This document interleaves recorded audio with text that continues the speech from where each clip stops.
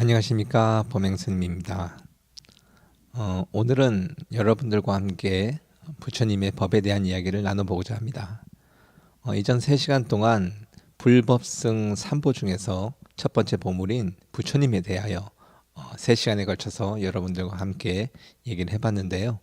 오늘부터는 두 번째 보물인 부처님의 법에 대한 이야기를 해보고자 합니다. 사실 부처님의 법에 대한 이야기를 제가 평생을 다 한다 하더라도 부처님의 법을 다 얘기할 수는 없어요.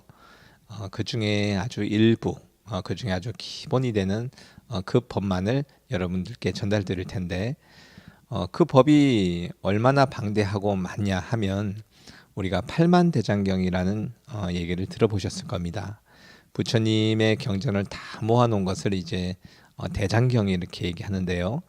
그 대장경에 이제 목판의 수가 이제 8만 개가 넘어요. 이렇게 이제 부처님의 말씀을 기록을 해놓은 것이 이렇게 많은데, 사실상 이제 부처님의 말씀 중에서 크게 두 개로 나눈다고 한다면, 부처님께서 이제 인도 땅에 계셨을 때 29세에 이제 고행을 시작하셔가지고 35세에 보리수 나무 아래서 이제 안욕다라 삼맥삼보리를 깨달으시죠. 그렇게 큰 깨달음을 얻으시고 난 이후에 45년 동안 법문을 하시는데, 그 법문한 45년간의 모든 법문을 모아놓은 것을 이제 아함경이라고 얘기합니다. 이제 그 남방 쪽에서는 발리어로 니까야라고도 하죠. 근데 이제 부처님의 법문은 이것만 있는 것이 아니에요. 더 방대하고, 이 아함경보다 더 방대하고 더 깊은 사상을 담은 대승경전이 있습니다. 그래서 대승경전과 이 아함경을 모두 합친 그 경전들을 이제 대장경이라고 얘기하는데, 그 대장경을 평생 다 본다 하더라도 다 배우기도 힘들고, 설사 그것을 다 남아있는 기록들을 다 읽는다 하더라도 그것을 다 이해할 수는 없어요. 그리고 부처님의 법은 이렇게 기록된 법 이외에 기록되지 않은 법이 훨씬 많습니다. 그래서 여러분들과 함께 지금 나누고자 하는 부처님의 법은, 앞으로 나눌 이 법에 대한 이야기는 부처님의 법 중에서 가장 기본적인, 앞으로 우리가 수행해 나감에 있어서 이 정도는 반드시 알아야 된다라는 그 법에 대해서 말씀을 드릴 거예요. 그리고 조심하셔야 되는 것이, 제가 말씀을 이제 부처님의 이 법을 말씀을 드리고 여러분들께서 이것을 들으셨을 때 절대 이것을 다 이해했다고 생각하시면 안 됩니다. 우리는 그냥 일단은 팔정도에서 바른 견해, 즉 정견을 정견의 문에 들어섰을 뿐입니다. 이것을 완전히 이해하는 것은 앞으로 우리가 수행을 통해서 그것을 체득해 나가는 것이지, 우리는 일단 이것을 그냥 먼저 그러니까 듣고 인지하는 거예요. 그래서 이것을 절대 이렇게 듣고 지금 이해했다고 하여서 이것을 완전히 이해했다고 생각하시면 안 된다는 것 분명히 알아두시고요. 그래서 이제 부처님 법 중에서 무엇부터 해야 되나라고 봤을 때, 부처님께서 이제 인도 땅에서 아까 말씀드렸던 보리수나무 아래에서 깨달음을 얻으셨을 때, 그리고 나서 처음 법문을 하신 그 기록이 있어요. 그것이 초전법륜경입니다. 그러니까 우리가 이제 법문을 하신다는 것을 법의 바퀴를 굴린다라는 이제 그런 은유적인 표현을 써요. 그래서 부처님께서 가장 처음 법의 바퀴를 굴리신 초전법륜, 이렇게 법을 전하셔서 법의 바퀴를 굴려서 전하신 초전법륜경이 있는데, 이 경에서 이제 말하는 내용이 바로 사성제입니다. 그래서 지금 이제 이번 시간에는 사성제부터 부처님의 법을 시작을 하고자 합니다. 그럼 사성제란 무엇인가? 사성제란 네 가지 성스러운 진리의 말씀, 그러니까 네 가지 성스러운 고귀한 가르침을 얘기합니다.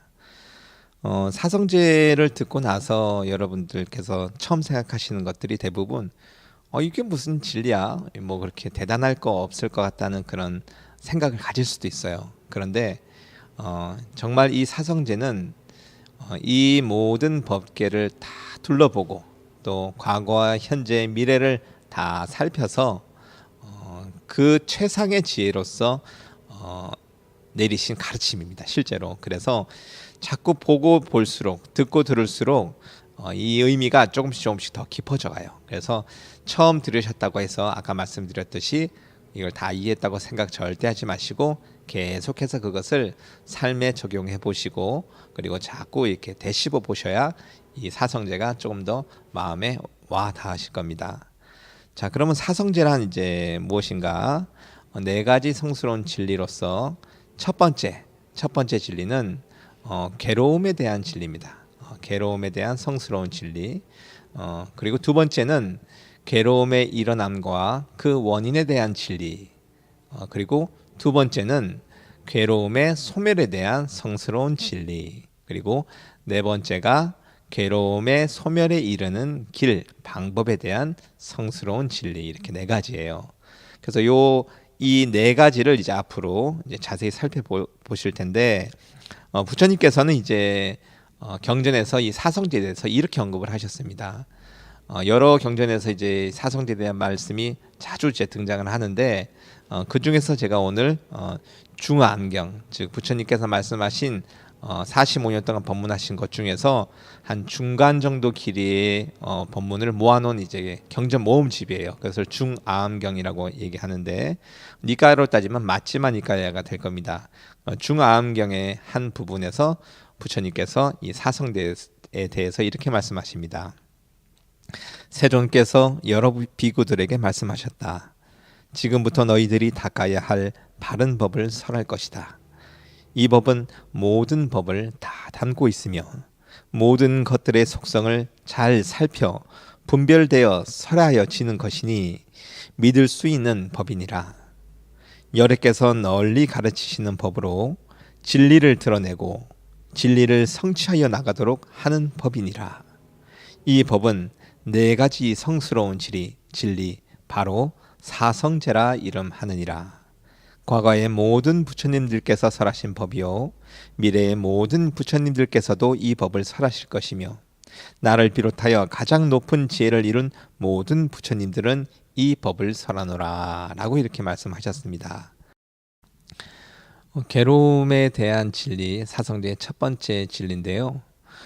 보통 이제 우리가 괴로움에 대한 성스러운 진리라고 얘기하면 네 가지 고통을 얘기하고 혹은 이제 8가지 고통을 얘기합니다. 그럼 네 가지 괴로움과 8가지 괴로움을 구체적으로 살펴보면 첫 번째가 이제 생고, 즉 태어나는 것에 대한 괴로움입니다. 그리고 두 번째가 노고, 늙음에 대한 괴로움, 그리고 병고, 병드는 것에 대한 괴로움, 그리고 마지막으로 사고, 죽는 것에 대한 괴로움. 이것을 합쳐서 생로병사의 괴로움이라고 얘기를 합니다.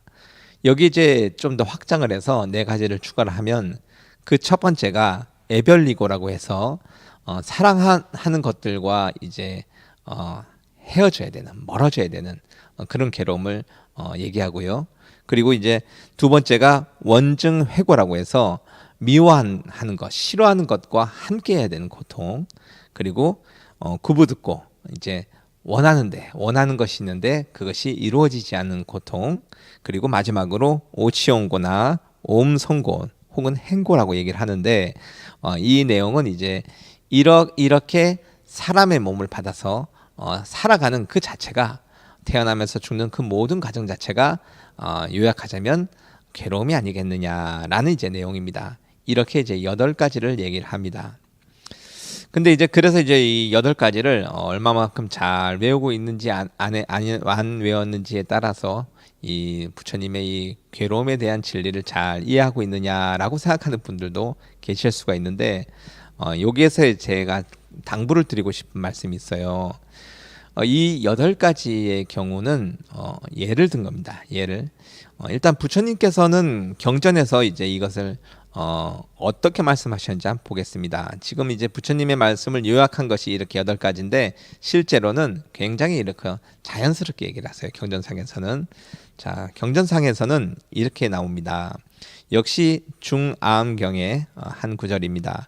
사리불 존자가 그 당시 이제 부처님 회상 밑에는 여러 제자가 있었는데 그 중에서 이제 사리불 존자 그리고 수보리 존자, 목걸련 존자가 교단 운영에 아주 큰 이제 힘을 발휘합니다. 큰 역할을 하죠. 그리고 그 법을 승계 받으신 법통을 이으신 분이 가섭 존자시고 그리고 부처님 옆에서 항상 시봉하신 분이 아난 존자신데 지금 소개해드릴 내용은 이제 사리불 존자께서 부처님의 말씀을 다른 대중들에게 전해주시는 말씀을 내려주시는 그런 내용입니다. 자, 현자들이여, 괴로움에 대한 고귀한 가르침이란 무엇이겠습니까? 태어나는 것이 괴로움이고 늙고 병드는 것이 괴로움이며 죽음이 바로 괴로움입니다. 싫은 사람과 함께 살아가야 하는 것도 괴로움이고 사랑하는 것들과 함께 하지 못하는 것도 괴로움이며 원하는 것이 있어도 모두 이룰 수 없는 것도 괴로움이니 몸과 그리고 느낌, 생각, 그리고 의지와 행위, 그리고 나라는 자의식, 이러한 사람의 몸으로 살아가야 하는 그 모든 것이 괴로움의 연속입니다. 라고 이렇게 얘기를 합니다. 이렇게 보시면 알겠지만 부처님께서는 이제 괴로움에 대해서 이것이 4가지다, 8가지다 얘기를 하신 것이 아니라 수많은 살아가면서 있는 괴로움들을 일부를 얘기하셨을 뿐이에요. 그래서 마지막 오음성고, 오치온고 같은 경우를 보면 결국은 모든 사람으로서 살아가는 그 모든 것들이 그 근본이 괴로움이 아니겠는가라고 이렇게 얘기를 하시는 겁니다. 그래서 이 괴로움에 대한 성스러운 진리를 배우실 때는 고통이 몇 개인지를 관심을 가지시는 것이 아니라 여러분들께서 실제 살아오시면서 느꼈던 삶에 대한 어떤 인식, 인생 참 살만하구나라는 사람들도 있겠지만 그것보다는 참 인생 쉽지 않다, 참 인생 험난하구나, 야 여기서 좀 더 나가면 야 다시는 이렇게 다시 태어나고 싶지 않다라고 하시는 분들도 있죠. 이런 분들이 바로 이제 이 괴로움에 대한 성스러운 진리를 잘 이해하고 있는 분이라고 보시면 됩니다. 8가지를 이렇게 외우는 것이 중요한 게 아니라, 그리고 이것을 한문으로 이렇게 외우실 것이 아니라 그 내용을 이해하는 것이 중요하기 때문에 굳이 이것을 저는 외우는 것을 권하진 않아요. 그래서 이것을 듣고 인생이 참 괴롭지, 내 인생에서 비춰봤을 때도 참 인생이 만만치 않아, 인생이 참 험난해, 이렇게 앞으로 이때까지 살아온 것도 그렇지만 앞으로 살아갈 날이 참 험난하구나 라는 이런 식으로 이제 이해하시는 것이 이것을 제대로 배우시는 겁니다. 그리고 이제 두 번째 좀 당부를 드리고 싶은 것은 부처님께서 이 괴로움에 대한 성스러운 진리를 말씀하신 취지를 얘기를 하는 거예요. 그냥 괴로움이다라는 것을 얘기하시고 싶으신 것이 아니라 사람들은 이 세상을 좋아해요. 아주 좋아해요. 그래서 인생 괴롭다, 힘들다라고 하면서도 다시 만나고 싶고 하고 싶고 먹고 싶고 이제 그런 생각을 낸다는 거죠. 그러니까 평상시에 그런 마음을 내지 말고 그 본질이 그 즐거움의 이면에 숨어 있는 괴로움을 반드시 동시에 인지를 해서 마음속으로 품기를 다시는 이 괴로움이 본질인 이 세상에 태어나지 않도록, 이 세상이 좋은 것만이 아니라는 것을, 그 본질의 괴로움이라는 것을 항상 인지해서 마음속에 해탈 열반을 향한 그 마음을, 그 종자를 심게 하기 위한 목적으로 얘기하신 겁니다. 그러니까 괴로움에 대한 성스러운 진리를 배우실 때는 그 내용이 뭐가 있느냐라는 것이 중요한 것이 아니라 그것이 인생이 참 괴로운 것이지 다시는 태어나지 않고 싶구나, 여기서부터 벗어나는 그 무엇이 있는가라고 이제 여기까지 나가시는 것이 괴로움에 대한 성스러운 진리를 제대로 이해하시는 겁니다. 생로병사를 이제 살펴보면 첫 번째가 이제 8가지 고통 중에서 부처님께서 예를 든 8가지 고통 중에서 첫 번째가 이제 태어남에 대한 고통이에요. 저는 사실 태어났을 때를 기억을 못합니다. 사람들 중에서는 태어났을 때를 기억하시는 분들이 있어요. 실제로 있습니다. 근데 이제 대부분 사람들이 기억을 못하죠. 그래서 태어날 때가 고통스러운지 안 고통스러운지 사실 잘 몰라요. 그리고 어린아이한테 야, 너 태어날 때 좀 고통스럽더냐 이렇게 물어볼 수도 없지 않습니까?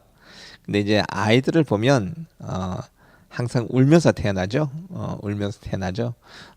태어나는 그 어떤 행위 자체, 엄마의 뱃속에서 나오는 것은 그 자체로서 아이한테도 좀 여러 가지로 힘든 일인 것 같아요. 근데 이것보다는 태어남을 이제 고통이라고 얘기하는 이유는 앞으로 이제 살아가는 것을 이제 시작하는 거죠. 예를 들면 이제 우리 군인들 이제 훈련 이제 끝나고 이제 자대 배치를 받게 되면 이제 훈련병들은 이제 군인 생활 다 끝난 것 같은 느낌이 들어요.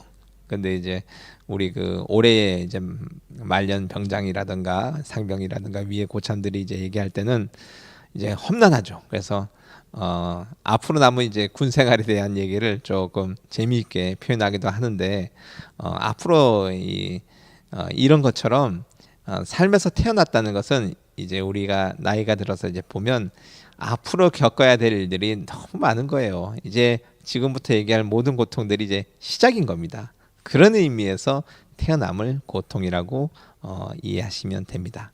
지금 그 태어나는 행위 자체가 고통이라기보다는 태어나서 이제 앞으로 겪어야 될 고통이 이제 하나 둘이 아니다. 그래서 이제 고통이다라고 이렇게 이해하시면 되고요. 두 번째가 이제 늙음에 대한 고통입니다. 부처님께서는 이제 그 아한경에서 늙음에 대한 고통을 어떻게 표현하셨는지 한번 볼까요? 요것은 이제 마찬가지로 사리불존자께서 그 부처님 말씀을 다른 대중들에게 전달하는 내용입니다.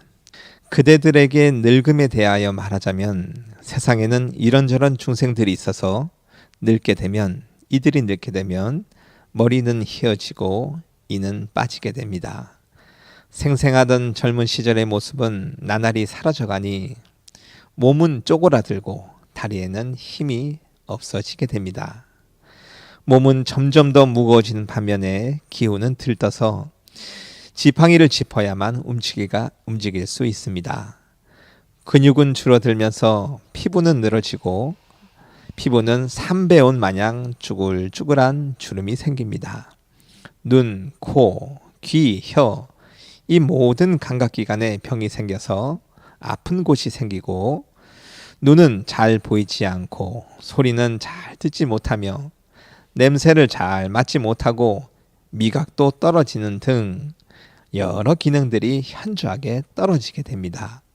얼굴의 형태나 안색이 보기가 좋지 않고 미워지게 됩니다. 이것을 늙음이라고 얘기합니다.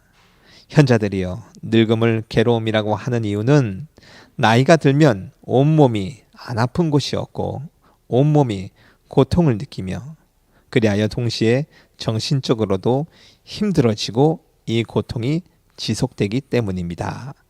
이렇게 몸과 마음이 고통을 받고 고통을 느끼기에 늙음을 괴로움이라고 합니다. 라고 이제 부처님께서 아주 상세하게 설명하셨지요. 근데 굳이 이제 부처님 말씀을 인용하지 않더라도 지금 이제 이 경전 내용을 보면 다들 그렇게 생각하실 거예요. 늙음이 괴로움이라는 부분에 대해서는 여러분들이 뭐 의심의 여지가 없을 거예요. 다만 늙음이 괴로움이라 하여서 이 몸뚱아리를 관리를 안 하고 내버려둬서는 안 됩니다. 우리가 이제 물건을 하나를 사더라도 이 물건을 수명이 달 때까지는 정해진 방법으로 사용하고 그리고 이제 정해진 방법으로 관리를 잘 해야지 이걸 오래도록 쓸 수가 있어요. 사람의 몸도 마찬가지라서 이것이 괴로움이라고 하여서 싫어하고 내버려 두란 얘기가 아니라 여기에 대한 집착을 하지 말라는 얘기입니다. 그래서 늙는 것은 자연스러운 현상이라 이것을 받아들이고 이것을 잘 관리를 해야 됩니다. 즉 그 기능대로 잘 관리하도록 이 몸을 평상시에 잘 살펴서 어디에 문제가 있는지 어디가 나빠지고 있는지를 잘 살펴서 적절한 처방을 잘 하시고 너무 힘들게 너무 이렇게 혹사하여 사용하지 않도록 좀 주의도 하고 근데 물론 이제 살다 보면 이것이 마음대로는 안 되죠. 사실 안 됩니다. 어쨌거나 할 수 있는 한 관리를 하라는 얘기지 내버려 두라는 얘기는 아닙니다. 그래서 괴로움에 대한 성스러운 진리 중에서 늙음에 대한 고통은 이렇습니다. 그리고 이 꾸미는 것에 대한 것은 이제 조금 우리 수행자들은 좀 삼가셔야 돼요.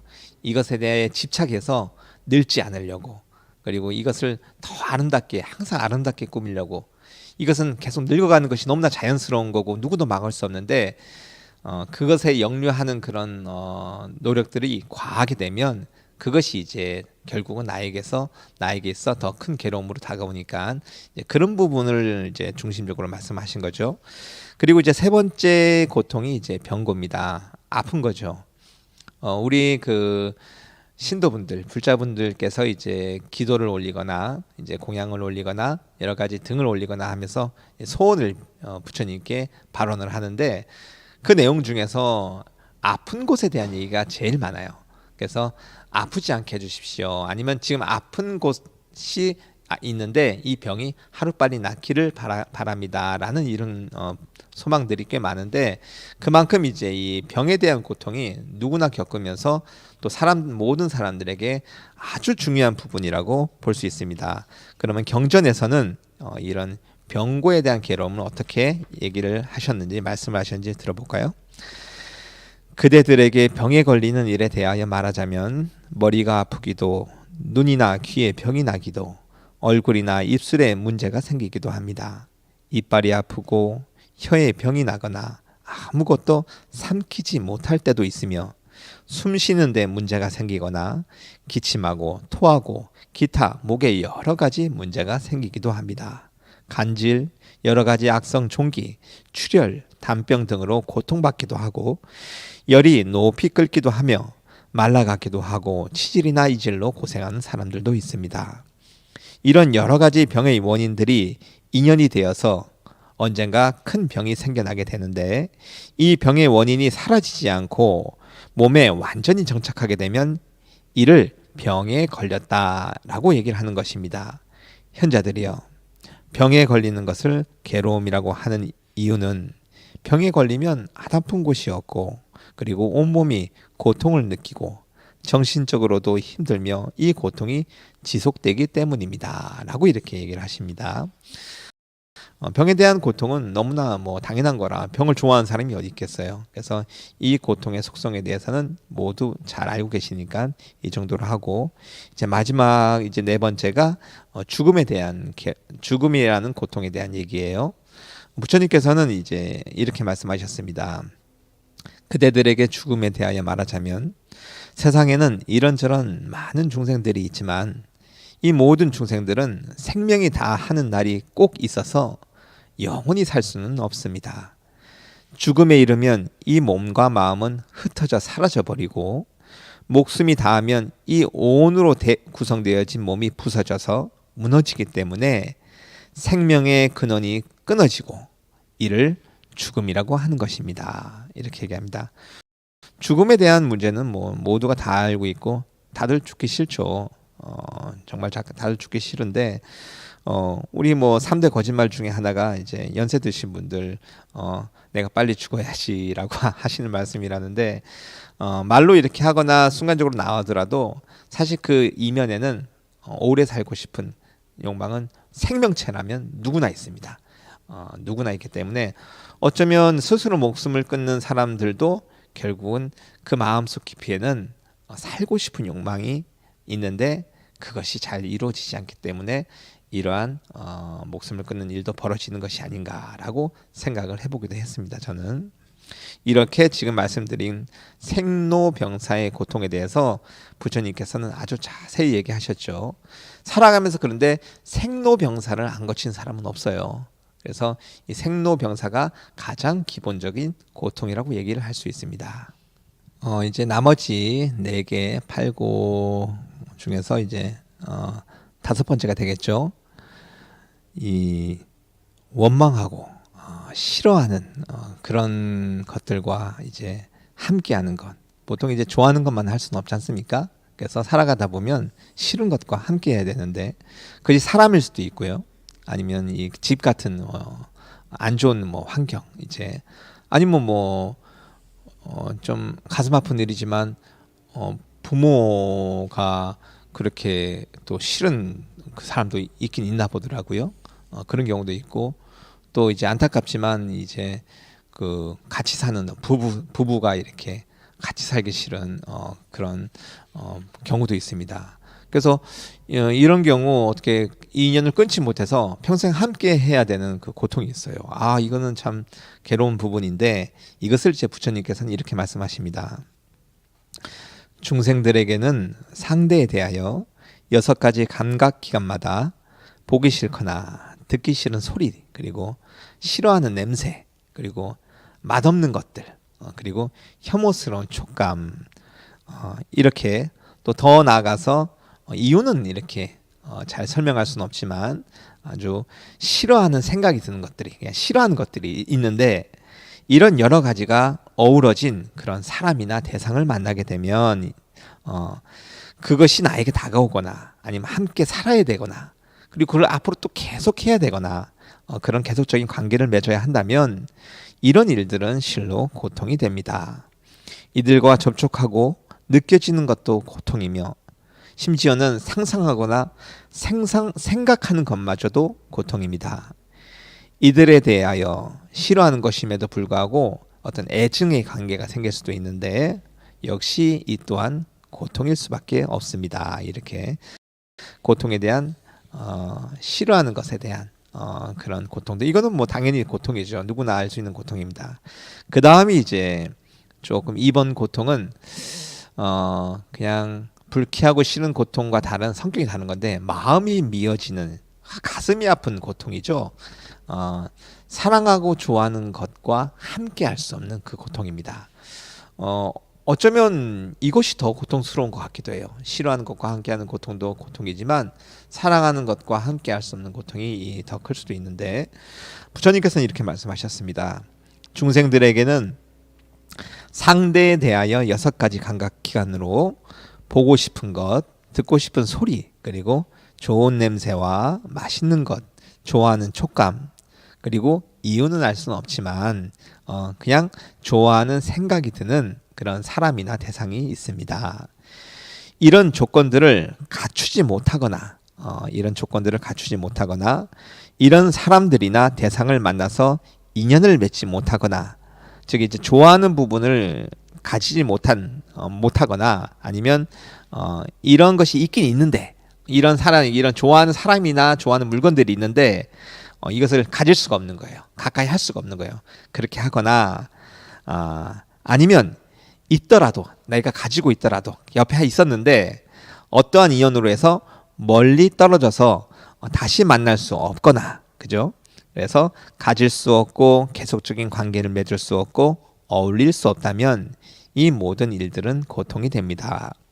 이들과 계속 함께 할 수 없기 때문에 잠시 함께 있더라도 고통이며, 왜냐하면 언젠가는 헤어져야 되거든요. 언젠가는 모든 것들이 상상하거나 생각하는 것도 고통이며 이들에 대한 사랑이 깊어질수록 고통입니다. 이게 참 아이러니한데 이 사랑하는 마음이 집착하는 마음이 깊어질수록, 좋아하면 좋아할수록 고통스럽다는 거죠. 그래서 이것은 아까 말씀드렸듯이 가슴이 미어지는 고통이다. 이건 누구나 사실은 다 겪는 부분이죠. 자, 그 다음이 이제 가장 일반적인 이제 고통인데 아주 포괄적인 의미입니다. 하고 싶은 것이 있는데, 원하는 것이 있는데 이게 안 돼요. 살다 보면 안 되는 일이 훨씬 많습니다. 그래서 이것을 부처님께서는 이렇게 얘기하십니다. 중생에게는 태어나야만 하는 업이 있어서 태어남으로부터 벗어나지 못합니다. 스스로 난 이 세상에 다시 태어나고 싶지 않다라고 생각한다고 해서 자기 마음대로 태어나지 않을 수는 없습니다. 늙고 병들고 죽거나 온갖 근심 걱정을 하며 사는 것도 원하지 않는다고 해서 자기가 막을 수 없다는 거죠. 원인이 있으면 인연이 벌어져서 반드시 자신이 이것을 받아야만 된다는 거죠. 그래서 이 태어나는 것부터 생로병사 모든 것이 자기가 마음대로 안 돼요. 그냥 안 하고 싶어도 때가 되면 해야 되고, 하고 싶어도 때가 안 되면 안 됩니다. 그래서 이것이 고통이고, 또 중생들이 도무지 즐거운 것도 없고 좋아하는 것조차 없어서 정말 고통스러울 때, 이 도무지 즐거움도 없고 좋아하는 것조차 없어서 삶이 그냥 허무하고 괴로우니까 마음을이라도 좀 바꿔서 이것을 즐겁고 좋다고 한번 생각을 내보자. 인생이 그냥 별로 안 좋아요. 마음이 그냥 안 좋은데 그냥 마음으로 그럼 마음을 바꿔서 좋다고 생각해보자 라고 생각하더라도 이 상황과 자신의 마음이 뜻대로 바뀌지 않는다는 거예요. 그러니까 보통 이제 그런 사람들이 있어요. 마음을 바꿔야 됩니다. 그 마음을 바꾼다고 조건이 안 바뀌는데 마음이 편해질 수가 있습니까? 입장을 바꾸면 그거는 다른 사람이나 할 수 있는 얘기지, 해당되는 그 조건에 들어가면 누구나 괴로운 거예요, 사실은. 그래서 그것을 함부로 이렇게 마음을 바꾸면 됩니다라고 얘기하면 안 됩니다. 부처님께서는 이 본질을 아주 명확히 알고 계시죠. 중생들이 너무나 즐겁고 좋아할 만한 것이 함께 할 때는 생각하기를, 지금 너무 즐겁고 좋아하는 것들과 함께 있으니까 이 순간이 변하지 않고 영원히 계속됐으면 좋겠다라고 생각을 하겠지만, 그렇다고 하여 이 상황이 자신의 바람대로 영원하지는 않는다. 그렇죠. 이것도 내 마음대로 안 되는 거예요. 좋은 것이, 앞에 얘기했던 그런 좋은 것들이 계속 함께 계속 있을 수 없습니다. 언제가 되면 사라지게 되어 있어요. 그 다음, 중생들의 마음이 온통 즐겁지 않고 좋아하지 않은 생각이나 상상만으로 가득할 때에는, 지금 마음이 온통 즐겁지 않고 좋아하지 않은 생각과 상상만으로 가득하니 마음을 바꾸어 좋은 생각만 하도록 하자라고 하더라도 내 마음대로 안 된다는 거예요. 이 생각이, 우리가 일어나는 생각이, 우리는 의지로서 내가 생각을 일으킨다고 생각하지만 의지로서 일으키는 생각보다는 그냥 저절로 나는 생각들이 훨씬 많아요. 그래서 그 생각 중에서 나쁜 생각은 안 하고 이제 좋은 긍정적인 생각만 해야지 라고 해서 생각이 내 마음대로 되지 않습니다. 조건이 벌어지면, 또 때가 되면 생각이 일어나는데 그것이 좋고 나쁨을 구별하지 않고 때가 되면 일어나기 때문에 내 마음대로 이것도 역시 되지 않습니다. 나쁜 생각이 일어나면 불쾌하죠.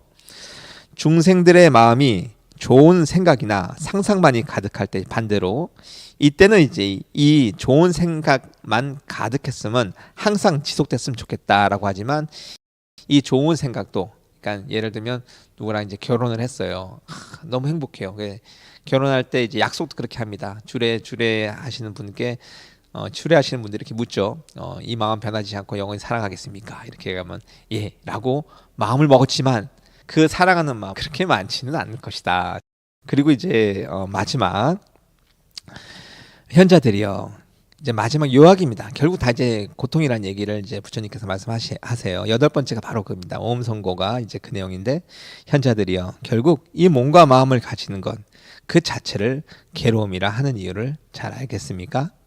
물질과, 이 몸을 얘기하는 건 몸을 이루는 물질과, 그리고 몸의 느낌, 그리고 생각들, 의지와 행위들, 내가 하는, 그리고 나라는 이 자의식, 이것이 모인 것을 나라고 이제 집착하니까 그로 인해서 벌어지는 모든 내 주변의 것들이 고통으로서 느껴지는 것이죠. 왜냐하면 내 마음대로 안 되고 이것이 항상하지 않기 때문에, 이러한 이유로 앞에 얘기했던 색수상행식 오온을 괴로움이라고 하는 것입니다 라고 이제 부처님께서는 말씀하셨습니다. 지금 살펴보셨던 것처럼 생로병사, 그러니까 태어나서 죽는 그 순간까지 중간에 아프고 늙어가는 그 과정도 고통이고, 또 살아가면서 싫어하는 것을 만나고 또 사랑하는 것들과 헤어지면서 그렇게 원하는 것이 또 뜻대로 되지 않는 그런 상황을 겪어가면서 이 모든 것을 보았을 때 삶은 항상 괴로움이 도사리고 있다, 괴로움이다 라는 얘기를 이렇게 예를 들어서 말씀하셨죠. 이 괴로움에 대한 얘기를 부처님께서 얘기하신다면 당연히 이제 하루 종일이 아니라 죽을 때까지 해도 모자랄 거예요. 여러분들도 여러분들이 힘들었던 인생 얘기를 하자면 이렇게 얘기하실 겁니다. 야, 내가 살아온 인생 얘기하자면, 야, 영화 몇 편도 찍어, 드라마가 몇 편이야, 이렇게 얘기를 하시겠죠.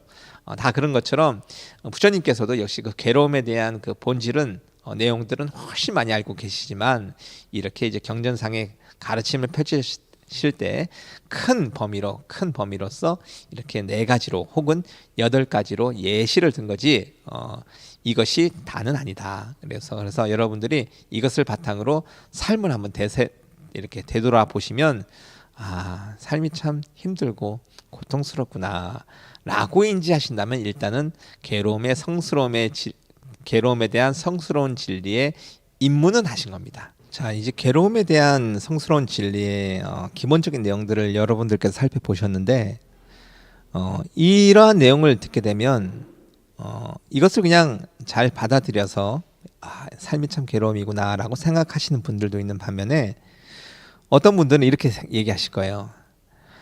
야, 그 부처님이란 분은 너무 이렇게 부정적인 것만 보시는 거 아니냐? 야, 이 세상 살다 보면 나쁜 일도 그래 있지. 나도 안다. 그렇지만 세상 살면서 좋은 일도 있지 않느냐. 그래서 마음만 잘 먹으면 좋게 보면 긍정적으로 보면 좋은 일로서 세상을 또 즐겁게 살 수 있는 거 아니냐. 이제 이렇게 얘기를 하는 거예요. 이제 그 얘기를 듣고 보면 이제 괴로움에 대한 얘기를 하던 우리로서는 삶의 괴로움이라는 이 얘기를 계속 이제 이해를 잘 하고 있던 우리로서 막상 그렇게 얘기 들어보면 또 그럴듯 하지 않습니까? 너무 괴로움에 대한 얘기만 한 건가? 이렇게 얘기할 수 있는데 이 불자분들도 이것을 오해하고 계신 분이 있어요. 이렇게 부처님의 이 괴로움에 대한 얘기를 하셨을 때 삶은 즐거움이 없고 온통 괴로움이다라고 말씀하신 것처럼 이해하시는 분들이 있습니다. 이건 절대 그렇지 않아요. 부처님께서는 이 괴로움이란 걸 얘기를 반드시 하실 때는 삶의 즐거움에 대한 얘기를 하시고 하지만 그 이면에는 이 삶의 이면에는 즐거움의 이면에는 항상 괴로움과 위험이 도사리고 있다는 말씀을 하시면서 그로 인하여 이곳으로부터 벗어날 수 있는 벗어남, 해탈 열반에 대한 얘기까지 반드시 하십니다. 해결법. 그래서 이 3가지를 다 얘기하시는데 이러한 문제들이 2600년 전에도 있었어요. 한때 이제 그 부처님께서 기원정사 이제 코샬라국의 수도인 슈라바스티에 이제 계셨을 때 부처님의 제자들이 이제 그 탁발을 하러 가기 전에 그 외도에 이제 수행자들이 있는 그 처소에 잠깐 방문을 해요. 그래서 얘기를 나누던 중에 외도의 수행자들이 우리 부처님 제자들께 이렇게 묻습니다. 도반들이요. 아니 사문 곧다마 이제 우리 석가모니 부처님께서 그런 감각적 욕망을 철저히 안다고 이렇게 말씀하셨는데 우리도 다 안다. 그거 잘 안다. 그리고 그런 욕망과 그런 물질과 그 느낌을 우린 잘 안다. 당신들이 얘기하는 그 괴로움에 대한 그 얘기를 잘 안다. 그런데 부처님께서 하신 그 괴로움이란 얘기들이 우리가 하는 얘기랑 차이가 도대체 뭐냐 이렇게 얘기를 하는 거예요. 다 아는 얘기 아니냐 이제 이런 얘기죠. 그러니까 이제 제자들이 생각해 보니까 이 깊이 생각 안 해본 거예요. 부처님 말씀을 그냥 믿고 따르는 제자들 입장에서는 그냥 받아들이고 계속 수행해 나갔는데 또 이런 말을 들으니 또 믿지 않는 사람들에게는 그 가치를 잘 모르는 사람들에게는 굳이 더 할 수 있는 말도 없는 거예요. 그래서 아무 말도 못했습니다. 이때 이 제자들이. 그래서 이제 처소에 돌아와서 그날 저녁에 그날 있었던 일을 부처님께 말씀을 드리면서 이제 이런 일이 있었습니다라고 얘기를 드리니 이제 부처님께서 그 제자들에게 말씀을 해주시는 겁니다. 너희들이 앞으로 이런 질문을 받게 되면 너 그 외도 수행자들에게 이렇게 말하도록 하여라. 자, 그러면서 3가지로 분류를 하시죠. 지금 말씀드린 무엇이 감각적 욕망, 이 살아가는 것에 대한 달콤함, 즐거움이며 무엇이 괴로움, 위험이며 그리고 무엇이 이것으로부터 벗어남인가 라고 하시면서 이것을 3가지로 분류해서 얘기를 하십니다. 첫 번째로 이제 얘기하시기를 원하고 아주 좋아하고 또 마음에 들어서 사랑스럽고 그래서 나하고 잘 맞는 또 매력적인 눈으로 봐도 아주 좋은 그런 외형들이 있어요. 이제 부처님께 말씀하시길 그런 외형들이 있는데 이것뿐만 아니라 이제 소리로도 그렇고 냄새로도 그렇고 이 맛 중에서도 그렇고 여러 가지 촉감들 중에서도 이렇게 매력적이고 사랑스럽고 나하고 잘 맞는, 그래서 내가 좋아할 만한 것이 있다는 거예요. 세상에는 오감으로써. 그래서 그것을 이제 조건이 이루어졌을 때는 즐거움과 기쁨이 생긴다는 거예요. 그래서 이 세상 살아가는 아주 달콤함, 즐거움이 바로 이것이다. 분명히 이제 부처님께서는 이걸 얘기하십니다. 그런데 이것을 왜 이것에 대한 괴로움을 이야기하는가라고 얘기하시면서, 자, 그러면 이렇게 좋아하는 것들이 있는데 이러한 것을 얻기 위해서는 어떻게 해야 하는가? 즉, 일을 해서 직업을 가지고 일을 해야 이것을 얻지 않겠느냐, 이제 얘기를 하시는 거예요. 그러면서 하시는 말씀이 여러 가지 계산을 하고 회계를 하고 농사를 짓기도 하고 또 장사를 하거나 목축을 하거나 아니면 어떤 전쟁 군인으로서 일하거나 왕의 시종, 요즘으로 따지면 이제 공무원이죠. 이런 여러 가지 이제 기술들로 직업으로서 이런 생계를 유지하고 이런 좋아하는 것들을 얻게 되느니라.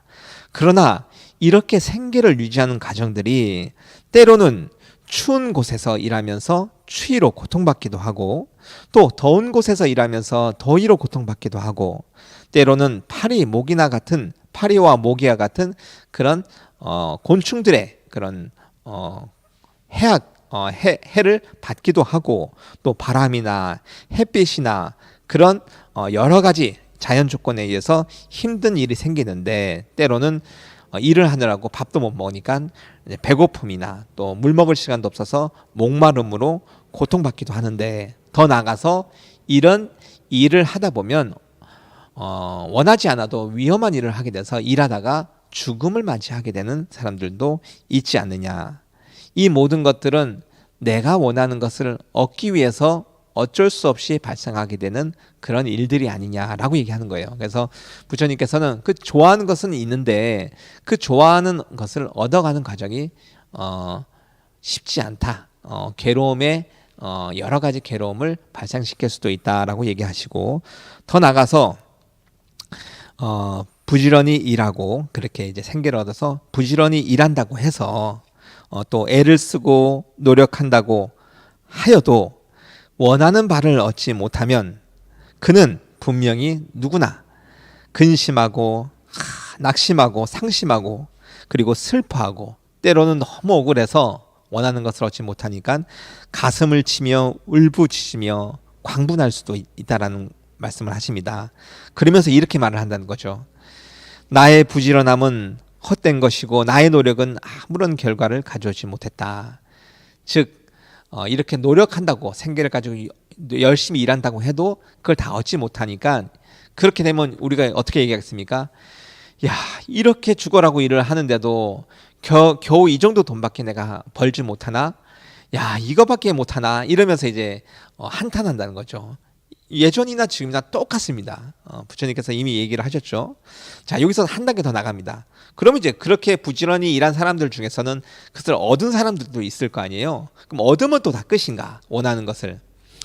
부지런히 일하고 애를 쓰고 노력하여 재물을 얻게 되면 그는 그 다음에 이 재산을 지키기 위해서 괴로움과 정신적 고통을 감수해야만 한다.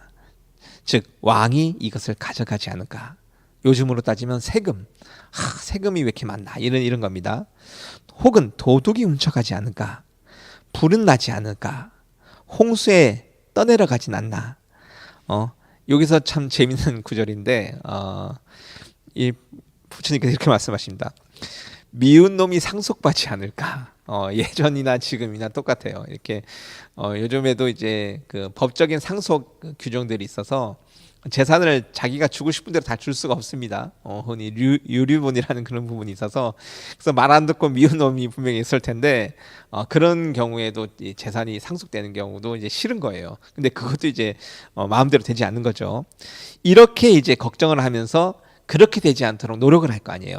훔쳐가지 않도록, 홍수나지 않도록, 아니면 미운 놈 안 주려고, 싫어하는 사람 안 주고 내가 원하는 아이한테 이제 상속하게 해주려고 그렇게 이제 세금 좀 덜 내라고 노력을 하는데, 그래도 때가 되면 말씀하시기를 이렇게 보호하고 지켜도 그의 재물을 왕이 가져가고 즉 세금도 내야 되고 도둑이 훔쳐가기도 하고 불에 불나기도 하고 홍수도 나고 미운 놈이 결국 상속받게 되는 경우도 있느니라.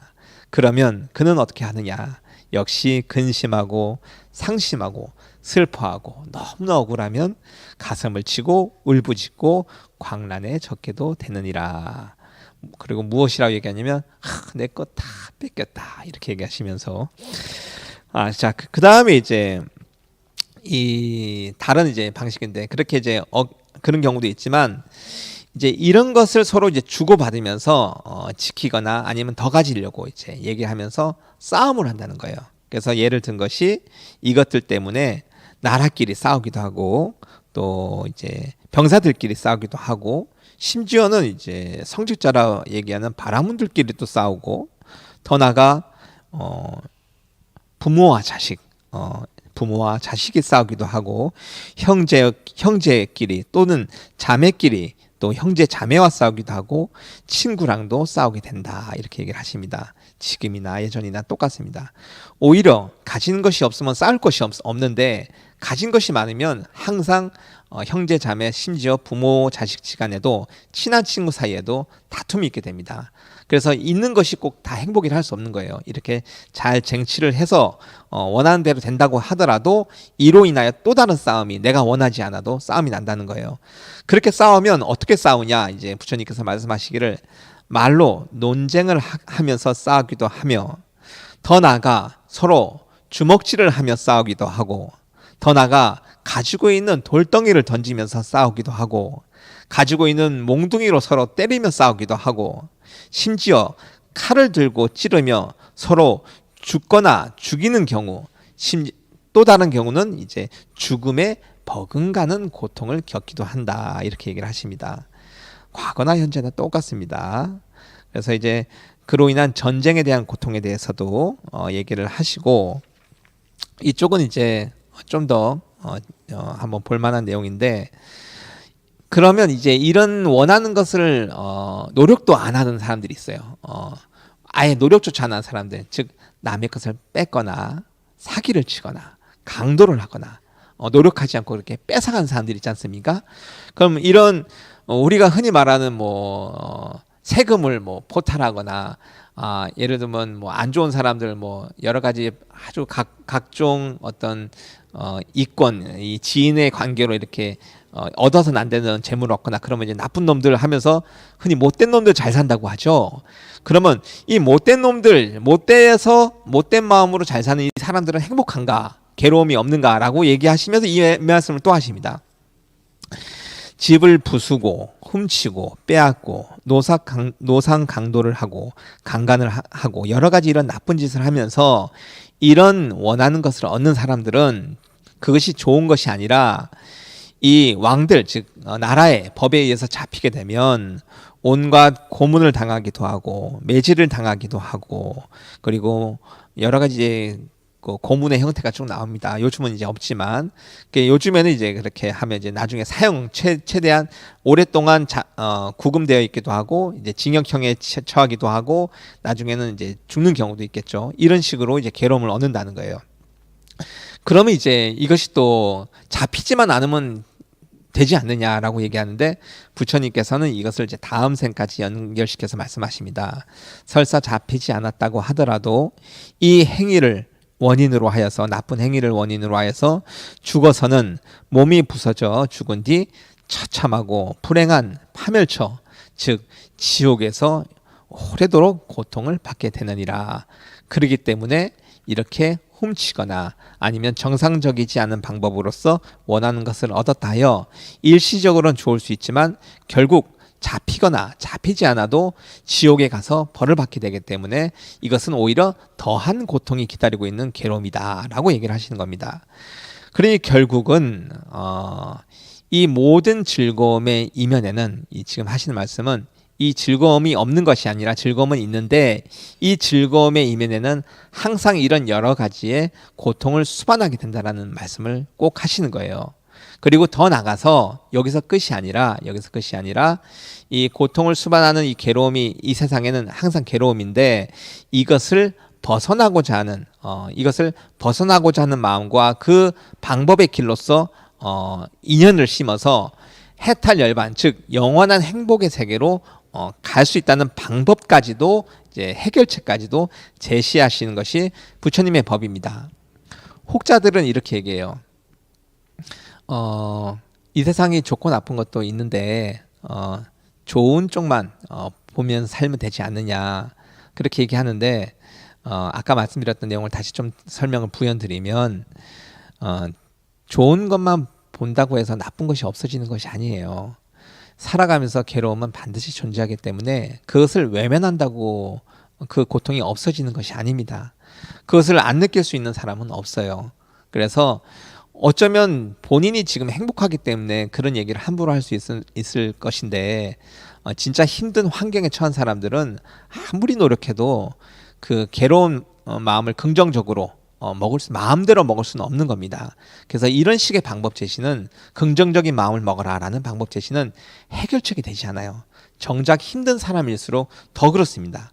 나름 먹고 살만한 사람들한테야 긍정적으로 살라는 얘기를 할 수 있지만 지금 답도 없는 그 막다른 골목에 이런 사람들한테는 이 얘기는 오히려 좀 더 이렇게 뭐랄까 기분 나쁘고 불쾌한 얘기일 수가 있어요. 자, 그리고 이제 그다음 이제 하나 더 언급드리고 싶은 것은 부처님 법이 좀 다른 이유가 어떤 분은 이제 그것이 괴로움이다라고 얘기를 해요. 그러면 괴로움을 잘 인지를 하면 그것 자체로서 어떤 해탈열반이라고 생각하는 분들이 있어요. 그것도 절대 아닙니다. 부처님께서 말씀하시는 해탈열반은 이 세상을 살면서 해탈열반 얘기를 하신 것이 아니고 여기에서는 그냥 괴로움이에요. 이 자체가 괴로움이 조건에 있으면서 마음만으로 벗어나는 것은 있을 수 없기 때문에 아예 이 몸을 받아 태어나지 않는 것이 이 해결책 해탈열반이지 여기 있으면서 마음을 잘 먹었다고 해서 이렇게 해탈열반을 이룬다는 것이 아닌 겁니다. 그래서 부처님께서 말씀하시는 벗어남이란 것은 아예 안 태어나는 거예요. 여기에. 자, 여기서 하나 더 나갑니다. 그러면 안 태어난다고 한다는 것은 없어진다고 생각하는 사람들이 있어요. 부처님의 법은 그런 단견이 아닙니다. 없어지는 법이 아니에요. 해탈열반은 암경의 가르침에는 해탈열반에 대해서 구체적으로 얘기하지 않았기 때문에 그렇게 오해할 여지가 있지만 이제 대승경전의 가르침으로 넘어가게 되면 이 해탈열반에 대한 구체적인 이제 모습들이 제시가 돼요. 대표적인 것이 서방극락정토에 이제 몸을 받아 태어나는 것이죠. 영원히 살 수 있는 영원한 행복의 윤회를 벗어난 세상입니다. 그렇기 때문에 해탈열반에 대한 벗어남에 대한 개념이 조금 더 구체적이고 실제로 가능한 그런 해결책을 부처님께서는 반드시 제시하신다. 즉 다시 말해서 이 세상에 즐거움이 있지만 그 즐거움의 이면에는 고통과 위험이 항상 도사리고 있고 누구도 이것을 피할 수 없기 때문에 이 세상에서 머물지 않고 이 태어남에서 생로병사에서 완전히 벗어나는 해탈열반에 이르기를 가르치시는 법이 바로 이 괴로움에 대한 성스러운 진리의 본질적인 내용이다라는 것을 알으셔야 합니다. 이 대반열반경 쪽에 보면 그런 해탈열반에 대한 내용인데 해탈열반한 내용이 그런 무에 대한 내용이 아니라 실제적으로 이제 부처님의 법신이라든가 유상의 어떤 영원한 실체가 있다라는 얘기에 대한 언급이 있어요. 요거는 따로 이제 경전 독송을 이렇게 해서 올리도록 하겠습니다. 오늘은 이제 괴로움에 대한 성스러운 진리, 즉 사성제 첫 번째 진리를 말씀을 드렸는데 여러분들께서 다시 한번 정리를 드리지만 괴로움을 외워온 것이 아니에요. 이미 사실 여러분들은 이 세상 괴로운 걸 알고 있어요. 그렇지만 괴로운 걸 알매도 불구하고 여러분들 마음속에는 괴로움에도 불구하고 그것을 좋아하고 가지려고 해요. 그게 이제 우리 중생들의 속성입니다. 그렇기 때문에 부처님께서 이 괴로움에 대한 얘기를 하신 것은 그런 즐거운 좋아하는 그런 달콤함에 이끌려서 자꾸 그 괴로울 수밖에 없는 그런 것들에 대해서 점점 가까워지고 다시 태어나는 원인을 짓지 말고 마음속으로 원인을 어떻게 짓냐면 이것이 괴로움임을 분명히 인지하고 그 달콤함 속에 즐거움 속에 괴로움이 항상 도사리고 있는 것을 분명히 인지하여서 마음속에 이곳으로부터 벗어나겠다는, 즉 이곳이 괴로움이고 이것을 벗어나야겠다는 생각을 반드시 먹어서 그를 위한 조건을 잘 지어서, 즉 수행을 잘 해서 해탈 열반 벗어나는 곳에 이르는 이것까지 이제 여러분들께서 마음에서 잘 닦아 나가기를 바라시는 마음에서 이 고성제를 말씀하셨다. 오늘 괴로움에 대한 성스러운 진리는 즐거움과, 그러니까 항상 변하고 사라지는 즐거움과 그 이면에 도사리고 있는 괴로움의 속성, 그리고 이로부터 벗어남이라는 어떤 주제로서 괴로움에 대한 성스러운 진리를 말씀드렸습니다. 오늘 들으시느라 고생하셨고, 다음번엔 괴로움에 대한 나머지 진리, 괴로움의 일어남과 그 원인, 그리고 세 번째 괴로움의 소멸, 그리고 마지막으로 괴로움의 소멸에 이르는 길에 대한 성스러운 진리로 만나보도록 하겠습니다. 감사합니다.